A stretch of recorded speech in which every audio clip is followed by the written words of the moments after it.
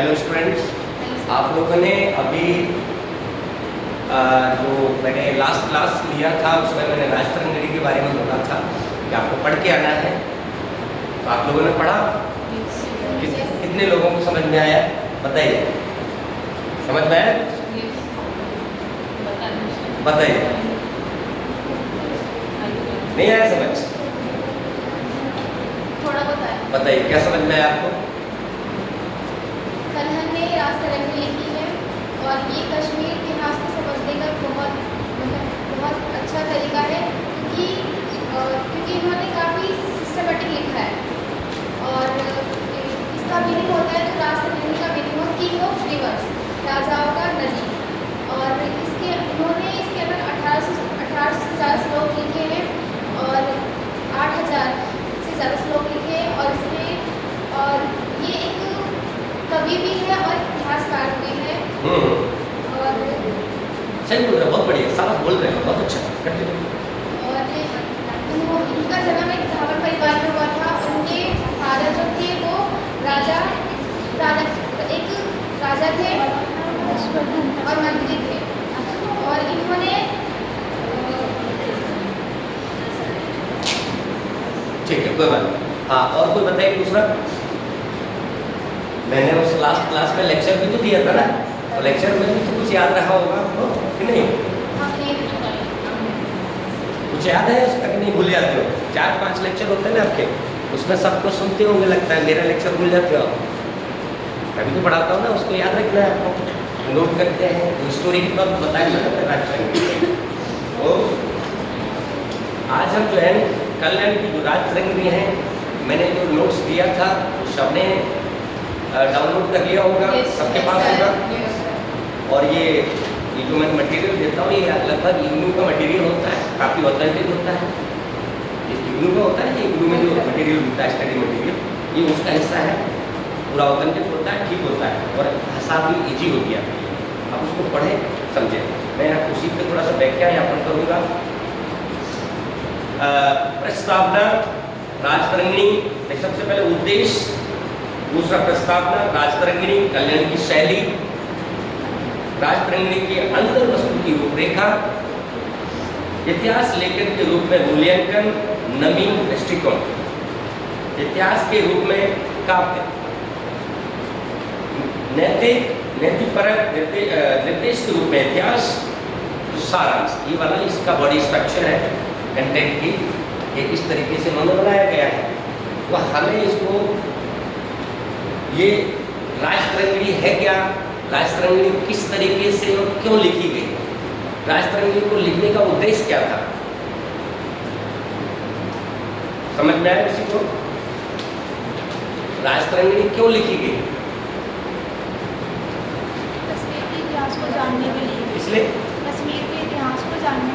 हाँ, कश्मीर के इतिहास को जानने के लिए उस टाइम के जो राजा महाराजा थे उनके उनके जीवन परिचय को जानने और समझने के लिए, ताकि उनकी लाइफ स्टोरी से कुछ ना कुछ वहाँ की जो कश्मीर की जनता है ना, उनको कोई सिखाना चाहते थे। एक्चुअली में कोई भी चीज़ हम लिखते हैं तो कोई उसका पर्पज होता है कि हम क्या लिखने जा रहे हैं, तो उसका क्या प्रभाव आज की जनता पर पड़ेगा, आने वाली फ्यूचर की जनता पर पड़ेगा। कोई भी कोई आदमी किताब लिखता है तो उसका कोई पर्पज होता है ना हर चीज़ का। तो अब यहाँ पर कुछ इस तरह की चीज़ें पढ़ेंगे।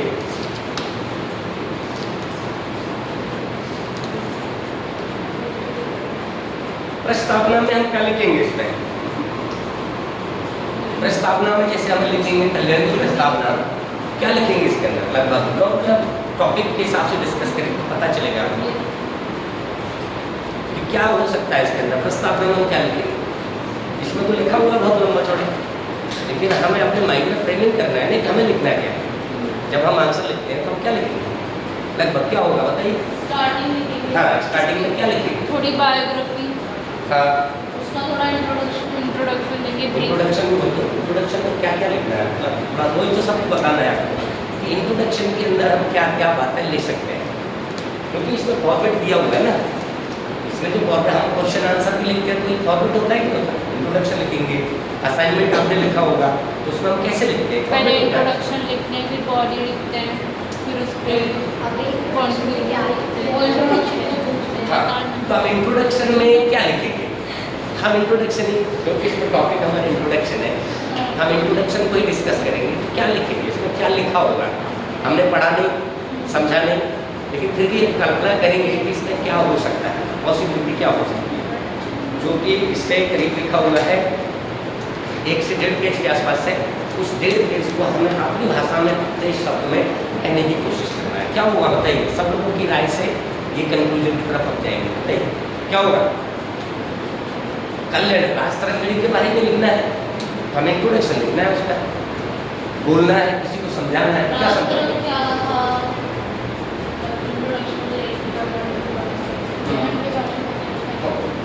आप बताइए, बोलिए बोलिए। इसके बारे में बताएंगे, कविता, इतिहास, भाषा, हाँ। ये मतलब लिखी हुई है राजतरंगिणी, हाँ। उसके बारे में थोड़ा सा तेज बोलिए, सबको सुनाई देना चाहिए। अच्छा, गला सबका खराब हो रहा है। हाँ चलो, कोशिश करिए तेज बोलिए। हाँ ठीक है, जैसे बोल रहे हो वैसे ठीक है। तो फिर उसके बारे में लिखेंगे, जो ग्रंथ है उसके बारे में लिखेंगे, किसमें कितने हाँ अच्छा ठीक है, और बोलिए, आप और बोलिए। इसके अंदर क्या मतलब बताया गया है, कहाँ मतलब जो भी है राजतरंगिणी के अंदर क्या बताया गया है, उसके बारे में थोड़ी इंट्रोडक्शन दे सकते हैं। हाँ सही बोल रहे हैं। हाँ राजतरंगिणी शब्द की क्या है, मीनिंग की, शब्द की मीनिंग क्या है, और इस शब्द का ये शब्द कहाँ से आया है, इसका प्रयोग किस प्रकार से किया गया है, किस वे में किया है, और इस क्या है राजतरंगिणी के बारे में किसने लिखा है, कहाँ कैसे विचार आया कि क्या है इसके बारे में लिखना चाहिए, किससे संबंधित है, ये सारे प्रस्ताव। अच्छा, ये प्रस्तावना के अंदर आ जाएगा, यानी कि उसका एक प्रस्तावना का मतलब होता है थोड़ा सा डिटेल में हल्का हल्का सा उसके बारे में बता देना है, समराइज करके अपनी बातों को कहने की कोशिश करना है।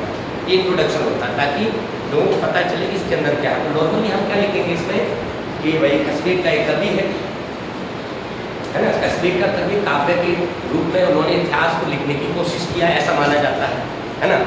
और इन्होंने पौराणिक कार्यों का इस्तेमाल करते हुए और राजाओं की जो घटनाओं की, अतीत की घटनाओं को भी क्रमबद्ध करने की कोशिश की है इन्होंने, ठीक है, इन्हें क्रमबद्ध करने की कोशिश किया है। और इस राजतरंगिणी के बारे में ऐसा कहा जाता है, कई लोगों का, इतिहासकारों का मानना है कि इसको जो है एक ऐतिहासिक बुक के रूप में भी माना गया है ना, तो लेकिन कुछ लोग उसको इतिहासकार भी नहीं मानते हैं, है ना। और उन्होंने 11 किताबों का भी इस्तेमाल किया है, पुरानी 11 किताबों का इस्तेमाल किया है। और इन्होंने जो है राजतरंगिणी के लेखन के माध्यम से भारत में जो पहले हमारी मान्यताएं थी कि भाई हम लोग जो है इतिहास के बारे में नहीं जानते हैं, तो वो जो हमारे ऊपर कलंक लगा हुआ था, उस कलंक को भी इस किताब ने काफ़ी हमको उससे वंचित कर दिया है ना। हम उससे बच गए, क्या हुआ, क्या हम उससे क्या हुआ, बच गए। और क्या क्या डालेंगे इंट्रोडक्शन में, थोड़ा सा मैंने और बताया, और क्या लगता है? तो उसका टाइम पीरियड क्या था? हाँ, टाइम पीरियड कब था, कौन कौन से राजाओं के बारे में उन्होंने जिक्र किया, कितने छंद थे इसमें? हाँ कितने छंद थे, ये सारे इंट्रोडक्शन के पार्ट है पूरा, सारा डाले जाएगा ना इंट्रोडक्शन के अंदर। तो जितनी ज़्यादा से ज़्यादा मैक्सिमम इन्फॉर्मेशन हम हल्के यूज में डालेंगे तो लगभग हमारा इंट्रोडक्शन कंप्लीट हो जाएगा। तो इसमें यही लिखा होगा। अब इंट्रोडक्शन कोई ज़्यादा लिखता है वो कम लिखेगा, लेकिन हल्का आपके हिसाब से जो जितना दे सकता होगा ठीक।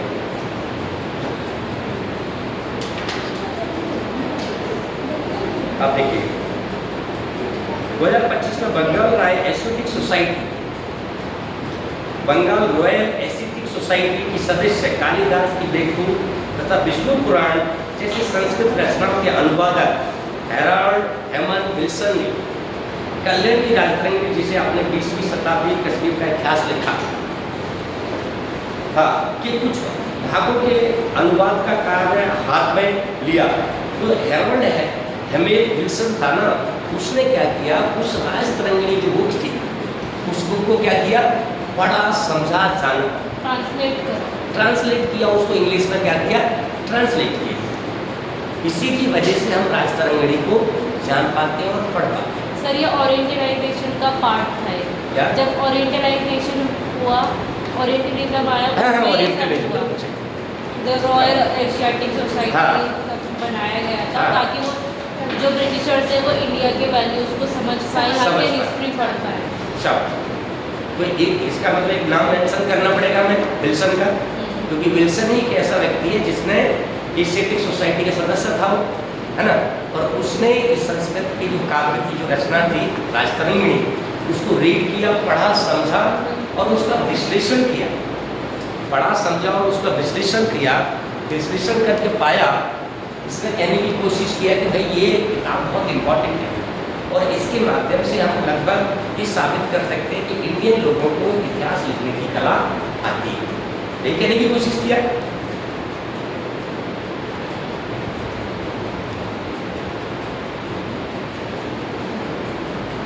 राजतरंगिणी के विषय में विल्सन का प्रसिद्ध आकलन था कि अब तक खोजी गई एकमात्र संस्कृत रचना थी जिसे वास्तव में किसी तरह के इतिहास की संज्ञा दी जा सकती है। उसने पहले पढ़ा, उसको पढ़ करके समझा, अपनी इंग्लिश में उसको ट्रांसलेट किया, है ना, पहले समझेगा ना लोगों भी, समझ करके उसको ऑब्जर्व किया, महसूस किया और लास्ट में उसने ये अंदाज़ा लगाया कि हिस्टोरिकल जो हिस्ट्री हम लिखते हैं वो हिस्ट्री के पैटर्न में ये चीज़ आती है। और फिर उसने अपनी बात लिखा कि इसको, इस किताब को इतिहास की संज्ञा भी दिया जा सकता है। ये किसने बोला? विल्सन ने। अब इस पर कहने वाले ऐसे बहुत सारे लोग हैं जो कहते हैं कि इतिहास इसको माना जा सकता है, कुछ लोग कहते हैं कि नहीं माना जा सकता, सबके अलग अलग मानते हैं। किसने इसको क्रिटिसाइज किया, किसने इसका समर्थन किया? तो विल्सन तो फर्स्ट आदमी है जिसने उसको प्रोजेक्ट किया, सबके सामने रखा और उसके बाद और लोगों ने भी पढ़ा उसको। बाद में बहुत सारे राइटरों ने उसको पढ़ा और उसको कोई पढ़कर क्या वो ऑब्जर्व करेगा हर आदमी, भाई ये ऐतिहासिक डायरी में आती है कि नहीं आती है। ठीक है, कल्याण की इस महान कृति का इस विद्वान द्वारा किया गया विश्लेषण अब भी स्वीकृत माना जा रहा है और अगले 200 वर्षों तक इस दावे को लगभग कोई चुनौती नहीं मिली है। चुनौती नहीं मिली मतलब किसी ने चैलेंज नहीं करा इस टेक्स्ट को, मतलब जो उन्होंने जो अनुवाद करा, ट्रांसलेट करा, तो उसको किसी ने गलत नहीं ठहराया। हाँ, गलत वो सही था सब 200 साल तक। हाँ, 200 साल तक। अभी तक कोई ये नहीं कह रहे, क्या जल्दी से नहीं कह पा रहा है, पूरी तरीके से नकार नहीं पा रहे हैं लोग, भाई ऐतिहासिक किताब नहीं है, क्योंकि उसमें फैक्ट ऐसे नज़र आते हैं बुक के अंदर जो कि हिस्टोरिकल पॉइंट ऑफ व्यू को कहीं ना कहीं इंडिकेट करते हैं, इसलिए ऐतिहासिक बुक भी है।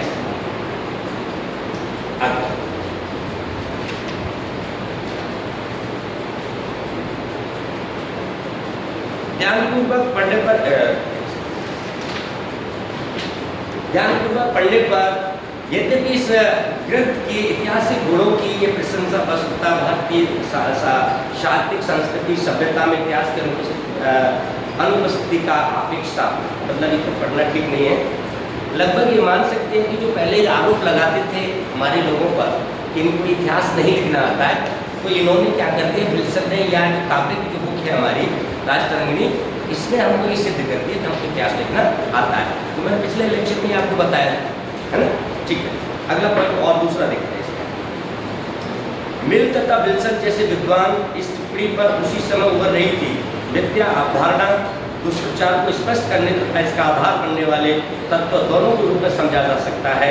भारतीय सभ्यता विशेषकर संस्कृत परंपराएं, ऐतिहासिक बौद्ध और चेतना की कमी थी।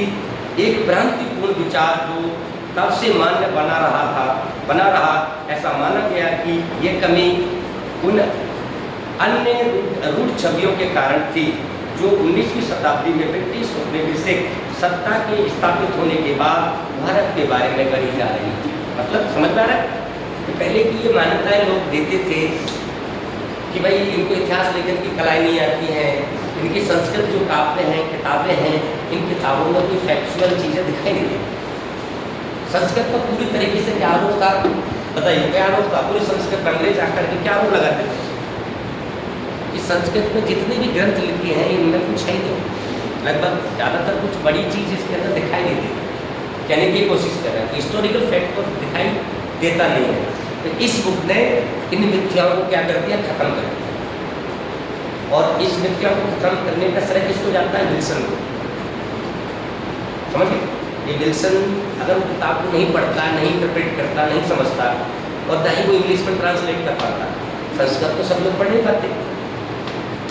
आज हम किस में पढ़ रहे हैं? हिंदी और इंग्लिश में पढ़ रहे हैं। संस्कृत तो मुझे भी नहीं आती है, टीचरों को भी संस्कृत नहीं आती है, इतिहास के टीचर हैं उनको संस्कृत नहीं आती है, लेकिन फिर भी हम सब लोग आम जनता भी इसको पढ़ पा रही है बिकॉज ऑफ इंग्लिश ट्रांसलेशन की वजह से। उन्होंने संस्कृत इंग्लिश में कर दिया, इंग्लिश से पढ़े ऑटोमेटिकली कई भाषाओं में कन्वर्ट हो गए, तमिल में भी हो गए, मलयालम में, दुनिया में सबकी सारी भाषाओं में कन्वर्ट हो गए।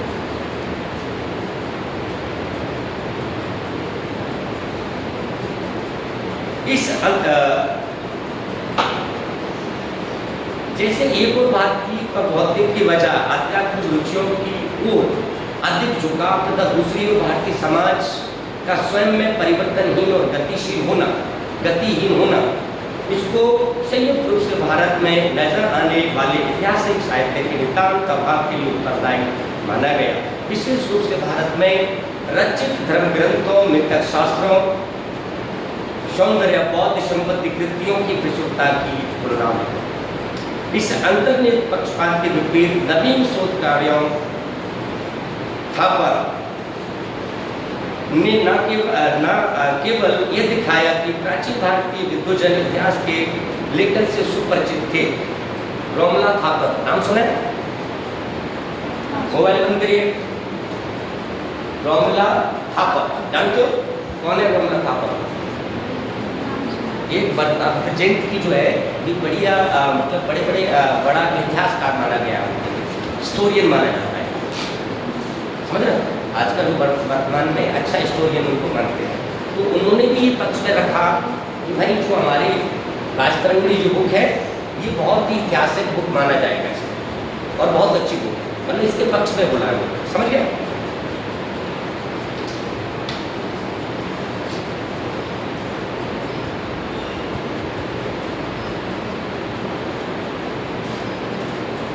इसके अतिरिक्त कुछ विद्वानों ने उस वस्तुवादी और प्रत्यक्षवादी, ये दो वर्ड टेक्निकल वर्ड है, मतलब जानते हो उसका?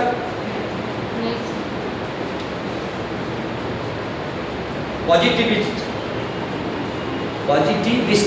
मतलब आशावादी टाइप का है, आदर्शवाद। हाँ। प्रत्यक्ष मतलब जो प्रत्यक्ष में है, प्रमाण प्रत्यक्ष है।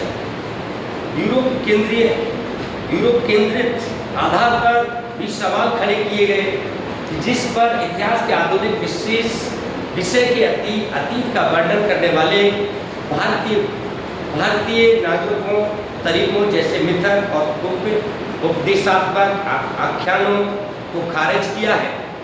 इसके विपरीत इनका विचार है कि प्रारंभिक भारतीय इतिहास से परंपराओं का विस्तार विभिन्न स्वरूप में था।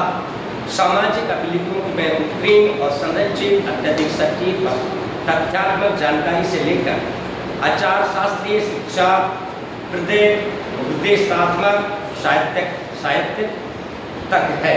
मतलब ये मतलब समझ में आ रहा है लाइन का कि इसके अंदर पहले की लोगों की धारणाएं थी। पहले की धारणाएं कैसी थी कि इनका जो नॉलेज है वो ऐतिहासिक नहीं है और इनका नॉलेज है कहीं ना कहीं हिस्टोरिकल फैक्ट में नहीं आता है।